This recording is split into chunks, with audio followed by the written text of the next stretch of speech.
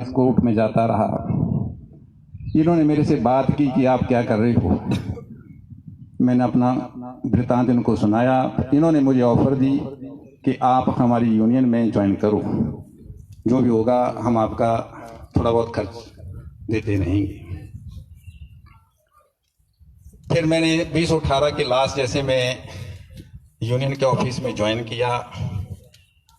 On his recommendations, Sitaram Saini ji, the state president of all Himachal Pradesh PWD IPH Contractual Workers Union, has been pleased to appoint me as legal advisor, not legal advisor but secretary law and administration of this union.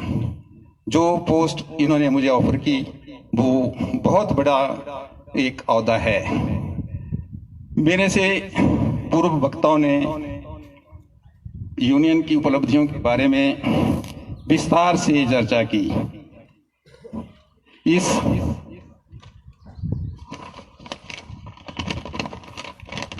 इन उपलब्धियों को आगे add करता हुआ मैं कहना चाहता हूं कि एक पेमेंट ऑफ ग्रेजुटी एक्ट बना हुआ है 1972 का। उसमें ये प्रोविजन है कि daily veg and regular period की जो सर्विसेज है, दोनों सर्विसेज को रेंडर करके जो सर्विस बनती है उसको कंबाइंड करके लास्ट वेजेस, लास्ट सैलरी जब बंदा रिटायर होता है उस बेस पर वो ग्रेजुटी लेने का पात्र है। और Himachal high court, supreme court का भी एक सेटल लॉ बना हुआ है जिसमें ये हेड हुआ है कि daily wages and regular services दोनों को कंबाइंड करके जो बंदा सुपरएन्यूएशन के वक्त जो सैलरी लेता था उस बेस पर वो ग्रेजुटी लेने का पात्र है। हमने इस बेस पर बहुत से केसेस बिलासपुर में, मंडी में, धर्मशाला में फाइल किए। 28 केसेस का निपटारा एलओ बिलासपुर में किया, जहां से मैंने 38,99,000 रुपए का अवार्ड जो है वो वहां से अवार्ड करवाए हैं। 5 केसेस मंडी और एक कुल्लू का 6.16 लाख 6,16,000 के अवार्ड कराए हैं। और उसमें से एक धर्मपुर का केस है जहां से 1,64,000 रुपए जो है वो उस आदमी, उस लेडी को मिल भी चुके हैं। सरकार का जब जैसे अवार्ड हो जाते हैं, सरकार को लीगल राइट है कि वो अपनी सारी लीगल रेमेडी जो है अवेल करती है। जैसे लेबर ऑफिसर से अवार्ड होता है तो उसकी फर्दर रेमेडी जो है वो लेबर कमिश्नर के पास विदिन 16 डेज अपील करने की होती है। अगर हमारी फेवर में फैसला आया है तो सरकार उसके अगेंस्ट लेबर कमिश्नर के पास जाएगी। लेबर कमिश्नर के पास अपील में जाने से पहले जो लेबर ऑफिसर ने अवार्ड किया है उसको जमा करवाना पड़ता है, तभी अपील एक्सेप्ट होती है, अदरवाइज नहीं। तो 2-3 केसेस में फॉरेस्ट डिपार्टमेंट से अपीलें हुई हैं और उन्होंने जो अवार्डेड अमाउंट है वो लेबर कमिश्नर के पास जमा करवाए हैं और वहां से भी वर्कर के फेवर में ही फैसला होगा। एक केस में लेबर ऑफिसर ने ग्रेजुटी अवार्ड की, लेकिन उसकी जो लास्ट सैलरी है वो कम दर्शाई थी। मैंने उसकी अपील लेबर कमिश्नर के दफ्तर में फाइल की और वहां से वो केस जीत लिया है। इस प्रकार बहुत लंबा चैनल होता है। सरकार हाई कोर्ट भी जाएगी, सुप्रीम कोर्ट भी जाएगी, लेकिन अल्टीमेटली जो लेबर ऑफिसर ने अवार्ड कर दिया है, जिस डेट से अवार्ड हुआ है उस डेट से 9% ब्याज के साथ जो है पैसा मिलता रहेगा। अल्टीमेटली ये पैसा देना ही पड़ेगा अच्छा, इसके साथ ही मैंने धर्मशाला में भी बहुत से केस सैनी जी के थ्रू फाइल किए हैं। मेरा 70 केसेस में अवार्ड हो चुका है। सरकार जो है अपने लंबे हथकंडे होते हैं, इन्होंने सारी लीगल रेमेडी जो है अवेल करने के बाद जो है वो ये अवार्ड अल्टीमेटली जो है वो देना ही पड़ेंगे। ऐसे ही पेंशन केसेस में भाटिया जी का एक बंदा था, वो रिटायर्ड चौकीदार था। वो सुंदर सिंह की एक जजमेंट आई है कि भी 8 साल की रेगुलर सर्विस प्लस 5 या 10 साल की डेली वेज सर्विसेज को 2 साल मान के उनके 10 साल मान करके उनको पेंशन मिलनी है। वो उस बंदे की प्लस रेगुलर सर्विस थी और 10 साल उसने डेली वेज पर काम किया था। वो बेचारा वंचित रह गया था, उसको पेंशन नहीं मिली थी। तो वो भूला भटकता हुआ भाटिया जी के पास आया। इन्होंने मेरे को फोन किया कि भैया ऐसी सी बात है, ये बंदा छूट गया है। मैंने उसकी डिटेल्ड रिप्रेजेंटेशन बनाई और उस बंदे को 1/18 से पेंशन मिलना शुरू हो गई है, उसको एरियर मिला है। ये भाटिया जी मुझे बता रहे थे। ऐसे एक केस में कोई पे फिक्सेशन का मैटर, उसको पे नहीं मिल रही थी। इन्हीं की हाइड्रोलॉजी का बंदा है, तो मैंने एक बड़ी डिटेल रिप्रेजेंटेशन बनाई और उसी बेस पर उसको जो है वो केमिस्ट का स्केल जो है मिलना शुरू हो गया है।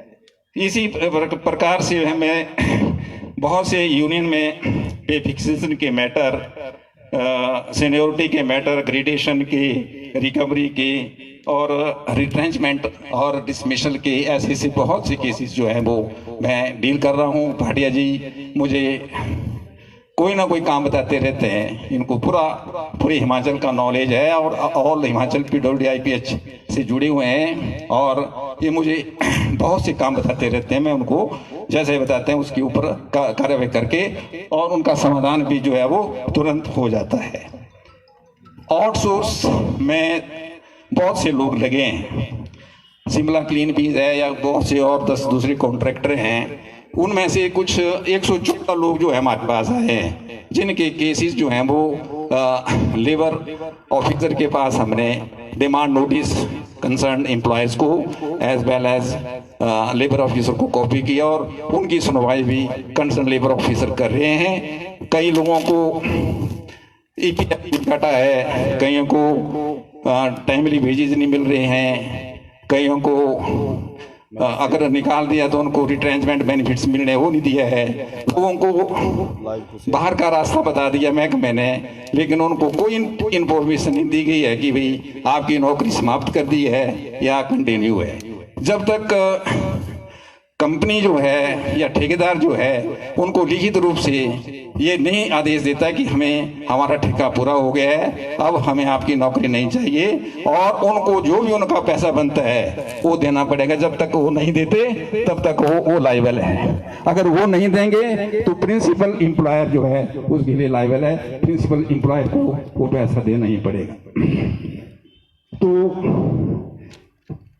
इससे ये एक बात आई है, नंदलाल जी ने उठाई है कि भाई मेरी सर्विस बुक में 58 साल की रिटायरमेंट की बात हुई है। 10/5/2001 से पहले जो डेली बेस पर लगे थे और बाद में रेगुलर हुए हैं उनको तो 60 साल का गवर्नमेंट ने ऑर्डर कर ही दिया है। और जो 10/5/2001 के बाद भर्ती हुए हैं, चाहे वो डेली पर हुए हैं या रेगुलर हुए हैं, उनको अभी 58 साल की सरकार की नोटिफिकेशन ऐसी है। लेकिन हिमाचल हाईकोर्ट का एक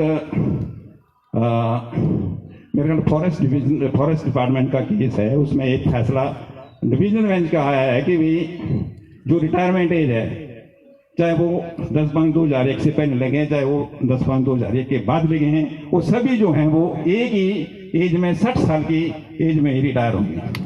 ये सुप्रीम कोर्ट हाई कोर्ट का फैसला है। हाई कोर्ट के फैसले की सरकार सुप्रीम कोर्ट तक जाएगी।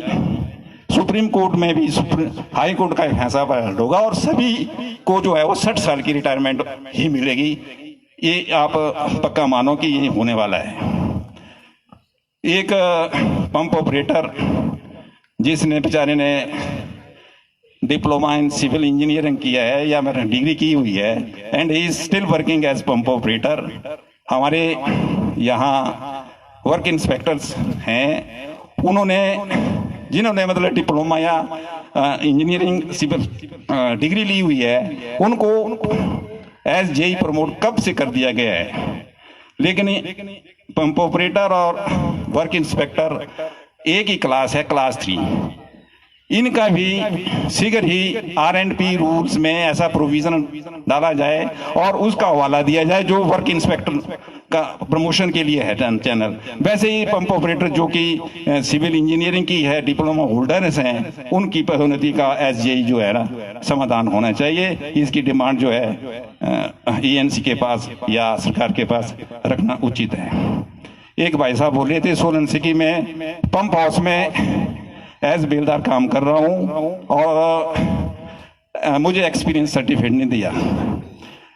मैं उसको ये कहना चाहता हूँ कि वो अपना पर्टिकुलर मुझे दें, और अगर उसने लॉग बुक साइन की हुई है, log book is the main authenticity of his experience, उसके साथ आप मेरे पास आए, मैं आपकी रिप्रेजेंटेशन बनाऊंगा, कंसर्न अथॉरिटी को लिखूंगा, क्यों नहीं आपको एक्सपीरियंस सर्टिफिकेट देंगे, वो एक्सपीरियंस सर्टिफिकेट आपको देना ही पड़ेगा। और आपका जो चैनल है प्रमोशन का, मेरा ख्याल फीडर कैटेगरी, हेल्पर, बेलदार for the promotion of fitter और पंप ऑपरेटर है, तो आपकी प्रमोशन उस केडर में होगी, पर उनकी होगी जिसके पास एक्सपीरियंस होगा। तो ये experience on the basis of your entry in log book करते हैं आप साइन, तो हाँ, तो फिर एक्सपीरियंस तो आपको मिलना चाहिए था, तो उसके लिए रिप्रेजेंटेशन करना पड़ेगी। देना आप मुझे, मैं एक चिट्ठी लिख दूंगा। मेरे साथ लगभग पूरे कर्मचारी। हाँ बस ठीक है, इससे ज़्यादा क्या कहूँ। मैं यूनियन का बहुत बहुत धन्यवाद हूँ जिन्होंने मुझे आज इस समारोह में मुख्य अतिथि के रूप में यहाँ विराजमान किया, इतना सम्मान दिया, जिसके लिए मैं यूनियन का बहुत बहुत धन्यवाद करता हूँ। धन्यवाद, थैंक यू।